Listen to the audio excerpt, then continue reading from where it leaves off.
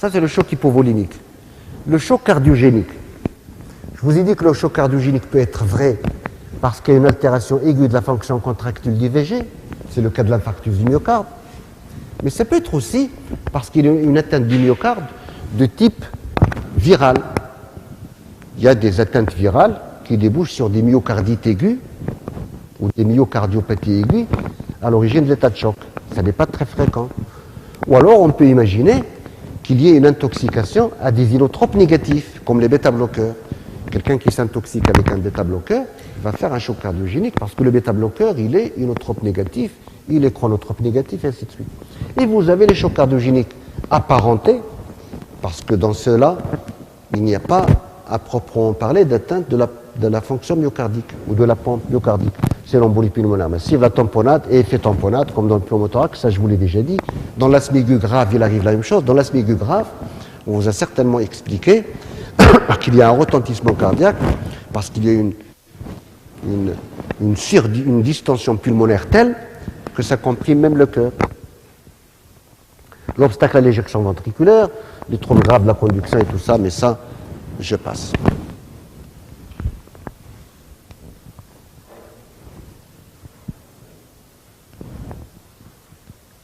Dans l'infarctus du myocarde, à l'origine du choc cardiogénique, il y a une atteinte de la fonction systolique. La fonction systolique, c'est la fonction contractile.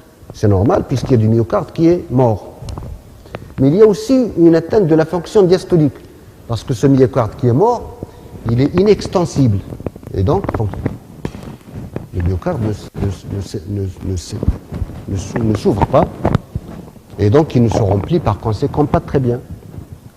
Et il y a une association d'une composante inflammatoire, parce que c'est une agression. Quand il y a une nécrose d'organes, forcément que le système inflammatoire de l'organisme agit, répond, avec une sécrétion d'un certain nombre de médiateurs qui sont, eux, vasodilatateurs. Et donc, il y a une composante distributive qui accompagne la composante quantitative.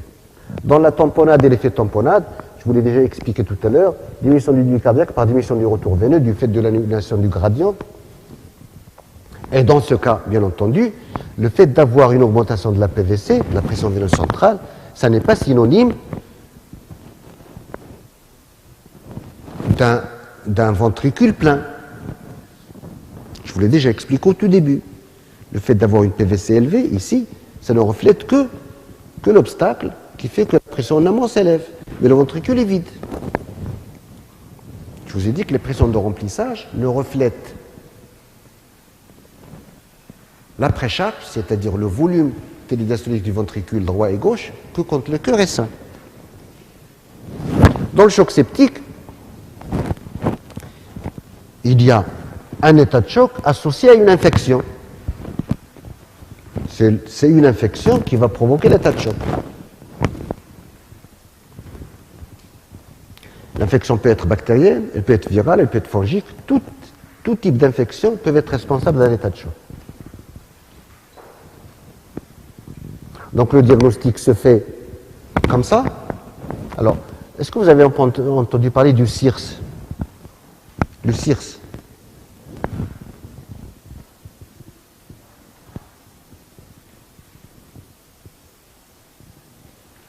CIRS, ça veut dire Systemic Inflammatory Response Syndrome. Syndrome de réponse inflammatoire systémique. D'accord? Quand un organisme est agressé, le corps humain est agressé par un agent infectieux, agressé par un traumatisme, il y a une réaction de défense qui fait appel au système inflammatoire, de façon schématique. Ce système inflammatoire va générer un certain nombre de substances qu'on appelle médiateurs. Ces médiateurs vont provoquer un certain nombre de signes qu'on va appeler CIRS. Alors quand ce CIRS est infectieux et dû à une agression de type infectieux et que la réaction inflammatoire va bien au-delà de ces signes, c'est-à-dire la température, la fréquence cardiaque, les globules blancs, va bien au-delà, parce qu'elle est tellement intense, parce que les médiateurs générés sont tellement, comment dire, tellement importants en quantité, en nombre, eh bien, il va y avoir une hypotension artérielle par le fait d'une vasodilatation extrême qui ne va pas répondre au remplissage vasculaire. Eh bien, on dit que c'est un choc septique ou un choc infectieux. Donc, on passe de l'infection à l'état de choc par l'agression qui va stimuler un certain nombre de cellules, dont les macrophages, dont les leucocytes, dont les plaquettes, qui elles-mêmes vont générer des médiateurs, comme les interleukines, comme le TNF-alpha, etc. Tout ça, vous l'aurez dans le détail bien plus tard, et ça va déboucher sur une vasodilatation systémique très importante et une hypotension artérielle. Alors, voici l'éthiopathogynie, c'est-à-dire les mécanismes. Agresseurs, c'est bactéries, levures, virus, mais c'est surtout les bactéries qui sont responsables de chocs septiques. Cellules effectrices activées, celles que je viens de citer, les leucocytes, les macrophages, les cellules endothéliales, les médiateurs qui vont être libérés par ces cellules, TNF-alpha, interleukine, substances pro-inflammatoires, vasodilateurs, dont la bradykinin, le NO, c'est le monoxyde d'azote, et ainsi de suite. Et toutes ces substances vont activer le complément, vont activer l'acide arachidonique. Ça, vous l'avez probablement eu en biochimie. L'acide arachidonique, c'est son activation qui va provoquer la fabrication ou la sécrétion de prostaglandines, les leucotriènes, les catécholamines. Donc, tous ces systèmes vont être activés et ça va avoir comme conséquence ce que je vais vous relater, en sachant que ces conséquences, puisqu'il s'agit d'agression, elles peuvent être communes à tous les types d'états de choc, mais elles sont maximales dans le choc septique. Et c'est quoi les conséquences? Ce sont celles-ci. Dans le choc septique, bien sûr, beaucoup. Dans les autres états de choc, à un degré moindre, mais surtout à des niveaux d'évolution ultérieurs. Au niveau vasculaire, parce que les cellules endothéliales sont affectées, sont lésées, vous aurez une augmentation de la perméabilité capillaire. C'est-à-dire que les capillaires vont devenir perméables, comme des passoires. Et ça va provoquer de la fuite plasmatique dans l'organisme responsable d'œdème. C'est ce qu'on appelle un troisième secteur. Donc les malades qui font une infection grave, qui font un choc septique, ils ont énormément de liquide dans leur organisme. Mais c'est du liquide qui ne sert à rien. Ce n'est pas du liquide circulant. C'est un troisième secteur inefficace. C'est pour ça que dans le traitement du choc septique, on remplit quand même. On passe du liquide. Et donc, fuite plasmatique, ça donne une hypovolémie. Les substances que j'ai citées, beaucoup sont extrêmement vasodilatatrices, artérielles et veineuses. Donc, ça va faire baisser la tension artérielle, le débit cardiaque. Mais il y a aussi des substances vasoconstrictrices qui sont sécrétées, les catécholamines par exemple. Et là, elles vont provoquer de la vasoconstriction dans d'autres territoires. L'un des principaux signes du choc septique, c'est les marbrures. Les marbrures sont dues à de la vasoconstriction cutanée. Plus la CIVD. Vous savez ce que c'est que la CIVD? Coagulation intravasculaire disséminée. L'organisme va générer des substances pro-inflammatoires, on l'a dit, mais aussi procoagulantes. Procoagulantes, ça veut dire qu'ils vont stimuler le système de la coagulation. Ça va provoquer des microtrombies dans les petits vaisseaux. Et donc ça va aggraver l'ischémie des organes. Tout cela va déboucher sur une DMV. DMV, ça veut dire défaillance multiviscérale. Donc tous les organes risquent d'être défaillants. Toujours dans les conséquences vasculaires, la diminution de l'extraction systémique d'oxygène. Pourquoi?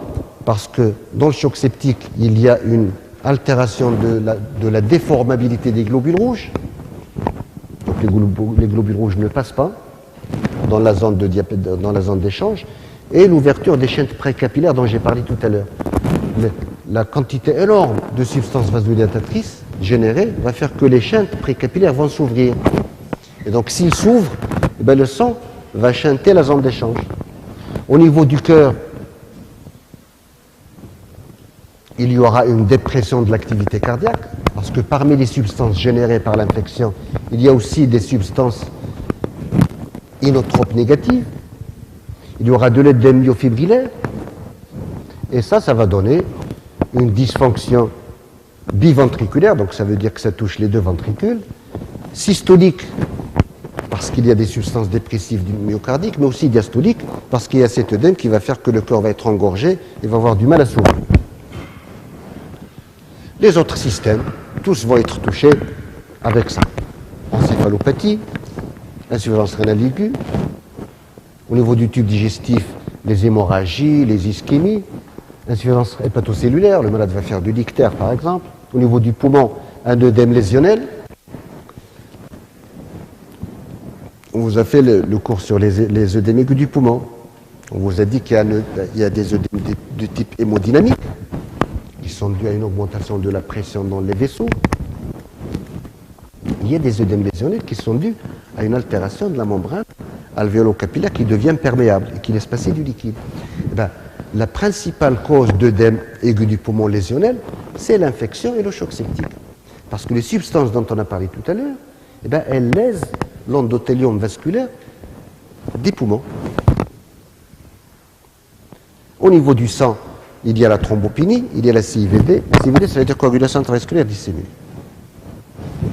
Le choc anaphylactique, ça c'est le tas de choc le meilleur, parce qu'il est facile à traiter, facile à diagnostiquer, et quand on traite un choc anaphylactique, on est très content, parce que le résultat est immédiat. Voilà. Sauf qu'il faut avoir de quoi le traiter. Vous savez ce que c'est que le choc anaphylactique? Non.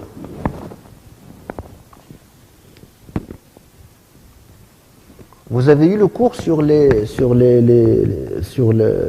allergies, quelque part? Donc vous ne savez pas ce que c'est qu'une réaction de type 1 de Gellé-Combs? Jamais entendu parler?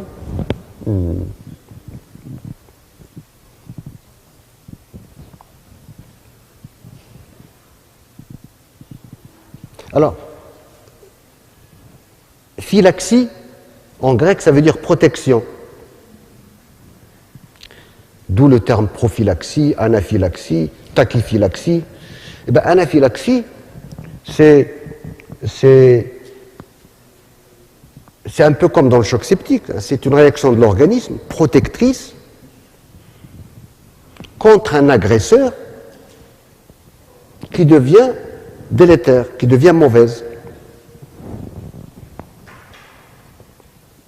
Et le terme anaphylaxie peut être appliqué à toutes les réactions allergiques. Quand on prend un médicament, par exemple, quand on est piqué par un hyménoptère, on fait une réaction allergique qui, en principe, vise à nous protéger de cette substance. Et les réactions allergiques sont de 4 types de Gellé-Combs. La plus grave de ces réactions allergiques, c'est l'anaphylaxie vraie, c'est le type 1.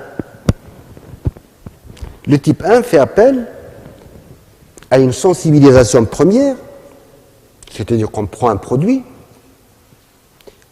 et on est sensibilisé à ce produit en fabriquant des anticorps. Parce que ce produit que nous avons ingéré ou qui nous a été inoculé, eh bien, il se comporte comme un allergène. Et dans allergène, il y a antigène, n'est-ce pas? Et l'organisme va répondre en fabriquant des anticorps contre ce produit. Ces anticorps sont essentiellement des IgE, des immunoglobulines E, mais aussi, accessoirement, des IgG, immunoglobulines G. Ces anticorps, on les a fabriqués, ils sont en nous. Alors si jamais le produit responsable est réintroduit une deuxième fois, ben, il y aura une réaction antigène-anticorps. Donc, lors d'un second contact, la réaction antigène-anticorps va faire que ce complexe antigène-anticorps va aller se fixer sur des cellules qui sont les basophiles qui sont dans le sang et les mastocytes qui sont dans les tissus. Et ces cellules, une fois activées par ce complément, par ce complexe antigène-anticorps, vont exploser en quelque sorte et libérer ce qu'elles ont à l'intérieur. Et ce qu'elles ont à l'intérieur, c'est essentiellement de l'histamine. Et donc l'histamine est la substance principale responsable du choc anaphylactique. Donc sensibilisation par un allergène et production d'IgE et d'IgG, lors d'un second contact, réaction antigène-anticorps, qui va provoquer une histaminolibération, qui peut se faire de façon directe ou par activation de la voie du complément, mais ça, vous pouvez à la limite ne pas le retenir. Les produits les plus fréquemment responsables de cette réaction de type 1 et de ce choc anaphylactique sont les produits d'anesthésie, notamment les curares. Mais ça aussi, vous pouvez l'oublier.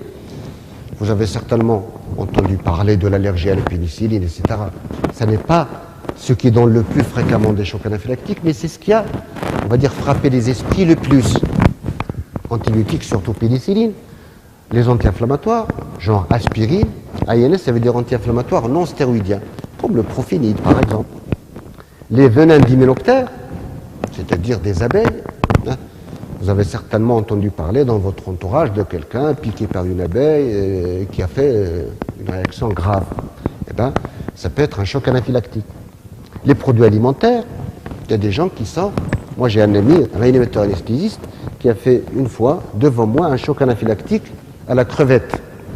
Heureusement qu'il y avait de quoi le traiter sur le champ. Et bien sûr, depuis, il suffit qu'il hume la crevette pour qu'il fasse un choc anaphylactique. Et à chaque fois qu'on lui amène un plat, eh ben, il faut absolument qu'il soit sûr qu'il n'y a pas de crevette dedans. Donc, les fruits de mer, on peut faire de l'anaphylaxie vraie à des fruits exotiques. J'en connais qui sont allergiques à la fraise, au kiwi, et il y a le latex.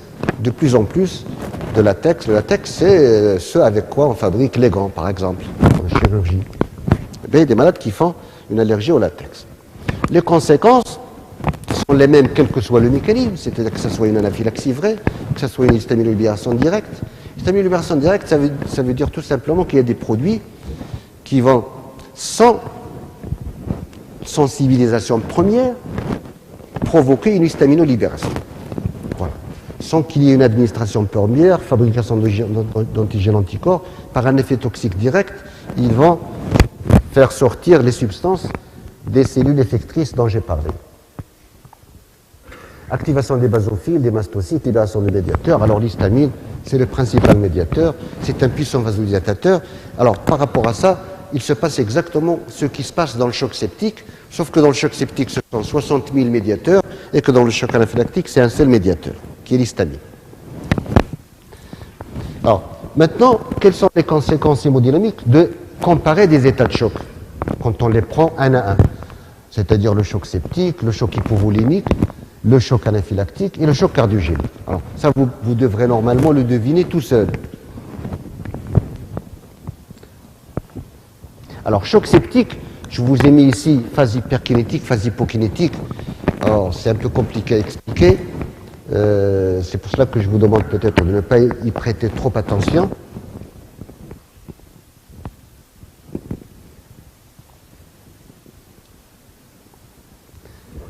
Les abréviations, vous les connaissez? PVC, ça veut dire pression veineuse centrale. PA, ça veut dire pression artérielle. PAP, ça veut dire pression artérielle pulmonaire. PCP, ça veut dire pression capillaire pulmonaire. Culot, vous savez ce que c'est? C'est le débit cardiaque. La résistance vasculaire systémique, c'est RVS. Alors, le débit cardiaque, logiquement, il doit être diminué partout, dans tous les états de choc. Et il est effectivement dans tous les états de choc, sauf dans la phase hyperkinétique de l'état de choc septique. Parce que l'état de choc septique, au début, le malade a sécrété des catécholamines, mais il a sécrété surtout des substances vasodilatatrices. Et quand on a sécrété des vasodilatatrices, qu'est-ce qui se passe? Le cœur va travailler très bien. Avant qu'il ne soit lui-même atteint, il va tellement travailler pour compenser la diminution de l'extraction systémique d'oxygène que le débit cardiaque va être élevé. Mais ça ne dure pas longtemps, malheureusement. Donc, hormis dans cette phase hyperkinétique, le débit cardiaque est bas dans tous les états de choc. Les résistances systémiques, logiquement, elles vont être élevées dans les chocs quantitatifs. Dans tous les chocs quantitatifs, les résistances vont être élevées. C'est-à-dire dans le choc hypovolimique, hémorragique, cardiogénique. Et dans les chocs distributifs, les résistances vont être basses, puisque c'est la base même de l'état de choc, c'est l'origine même de l'état de choc. Donc résistance vasculaire systémique, très basse dans le choc septique, mais élevée dans le choc hypovolimique, basse dans le choc anaphylactique, parce que le choc anaphylactique, c'est un choc distributif, et élevé dans les autres. La pression capillaire pulmonaire, dans le choc cardiogénique, on a une atteinte du cœur. Donc, obligatoirement, les pressions dans les poumons vont être élevées. Donc, tout ce qui se rapporte au cœur va engendrer une augmentation de la pression artérielle pulmonaire, de la pression capillaire pulmonaire. N'est-ce pas? Alors que dans les autres états de choc, hypovolimique notamment, la pression capillaire pulmonaire va être basse. La pression artérielle va être basse partout. C'est la définition même de l'état de choc. La PVC va être basse dans les chocs hypovolimiques, mais elle va être élevée dans les chocs de type cardiaque. En gros, voilà, retenez ça comme ça. Alors les principes thérapeutiques, ils doivent découler normalement de tout ce que je viens de dire. Dans le choc hypovolimique, qu'est-ce qu'on fait? On remplit. Vous savez ce que c'est que le remplissage vasculaire? On prend une voie veineuse et on passe du liquide. Le remplissage vasculaire, on le fait avec quoi? On le fait avec du sérum salé, isotonique, on le fait avec des macromolécules. Mais de plus en plus, on n'utilise pratiquement que le sérum salé à 9%, à 9 pour 1000, c'est-à-dire 0,9%. Donc remplissage vasculaire, transfusion, c'est hémorragie sévère. Je vous ai dit tout à l'heure qu'à moins de 50% de perte sanguine, généralement, on n'a pas besoin de transfuser. Donc, au-delà de 40%, 50%, ou quand c'est un état de choc mal supporté, parce que quand je dis 50% ou 40% de masse sanguine, s'agissant d'un sujet sain, adulte, mais quand il s'agit d'un vieillard de 80%, de 80 ans, il ne va pas supporter une perte sanguine de 50%. Ou quand c'est un cardiaque, ou quand c'est quelqu'un qui a des tares, même à 20%, 30% de perte sanguine, on a besoin de transfuser. Dans le choc cardiogénique, qu'est-ce qu'on fait? On donne quelque chose qui va aider le cœur à fonctionner. Tonique cardiaque, mais effet délétère sur le cœur si infarctus du myocarde. On en a parlé déjà. Les vasodilatateurs, c'est bien dans le choc cardiogénique, parce que c'est ce qu'il faut normalement. Mais comme il y a une hypotension artérielle, ça va être compliqué, parce que les vasodilatateurs, ça baisse la tension artérielle davantage. L'idéal dans le choc cardiogénique, c'est le ballon de contre-pulsion aortique. Alors je vais vous en parler très vite, on va dire pour que vous sachiez de quoi il s'agit. On le fait ici, hein. On est l'un des rares hôpitaux au Maroc à faire le ballon de contre-pulsion aortique. Donc vous pouvez aller une fois, un jour, quand vous serez en 3e année, 4e année, vous saurez ce que c'est. Je vous ai dit tout à l'heure, je prends un peu de temps parce que je suis en avance. Quand on a un infarctus du myocarde et qu'on a du myocarde nécrosé, l'activité du cœur. Parce qu'on a intérêt à diminuer la consommation d'oxygène du myocarde. Or, si on renforce l'activité du cœur, on fait l'inverse. On a par contre intérêt à donner un vasodilatateur pour que les vaisseaux s'ouvrent, pour que le corps travaille plus confortablement. Sauf que le malade est en hypotension artérielle, donc il est difficile de lui donner un vasodilatateur parce que la tension artérielle va chuter davantage. Et à notre corps défendant, qu'est-ce que nous faisons? On donne quand même du Dobutrex, de la dobutamine, parce qu'on ne peut pas faire autrement. On donne quand même un produit qui va renforcer l'activité du cœur, en sachant que c'est mauvais. Donc l'idéal, ce serait quoi? L'idéal, ce serait de mettre un ballon de contre-pulsion aortique. C'est quoi le ballon de contre-pulsion aortique? Par voie artérielle, l'artère fémorale par exemple, on envoie un tuyau muni d'un ballon au bout. Et on veut le mettre au niveau de l'aorte, à l'embouchure de l'artère sous-clavière droite. On le met là-bas, et on le gonfle et on le dégonfle, selon qu'on est en systole ou en diastole. Imaginez que ce ballon est dégonflé en diastole. On ne peut pas le gonfler en systole, parce que le cœur ne peut pas pomper. Donc, on le dégonfle en systole. On le dégonfle en systole, voilà, le cœur va éjecter, et on dégonfle le ballon brutalement. Ben, il y aura comme une perte de charge. Imaginez que vous avez une poire, c'est-à-dire que la poire, la tension artérielle, reliée à un tuyau. Vous clampez avec une pince le tuyau et vous appuyez sur la poire. Vous aurez une résistance. Alors imaginez que tout en appuyant, vous déclampez brutalement. Eh bien, votre main va partir. C'est comme si, voilà, c'est ce qu'on appelle une perte de charge. Eh bien, c'est ce qui arrive quand on dégonfle le ballonnet de la contre-pulsion en systole. En dégonflant, c'est comme si on avait donné un vasodilatateur. D'accord? Et en diastole, on va le gonfler. En gonflant le ballonnet en diastole, qu'est-ce qu'on fait? On chasse l'équivalent de volume du ballon en amont. Et en amont, c'est où? En amont, oui. En amont, c'est au niveau du sinus coronaire. C'est-à-dire de là où partent les artères coronaires. Et donc, en diastole, on va favoriser la perfusion des coronaires, n'est-ce pas? Donc, c'est comme si on donnait un vasodilatateur sans les effets du vasodilatateur, et qu'en même temps, on favorisait la perfusion des coronaires qui en ont besoin, grandement. C'est le ballon de contre-pulsion aortique. Alors, quand on a ça, eh ben, on peut passer le cap d'un choc cardiogénique sur un infarctus du myocarde. Quand on n'a pas ça, et qu'on traite avec l'autonie cardiaque, eh ben, la mortalité est très élevée. Alors, dans le choc cardiogénique apparenté, eh ben, embolie pulmonaire massive, ben, on fait de la thrombolyse. La tamponnade, je vous ai dit que la tamponnade, c'était le cœur qui était enserré dans du sang ou du liquide, ben, il faut faire un drainage. Quand c'est un effet tamponnade sur un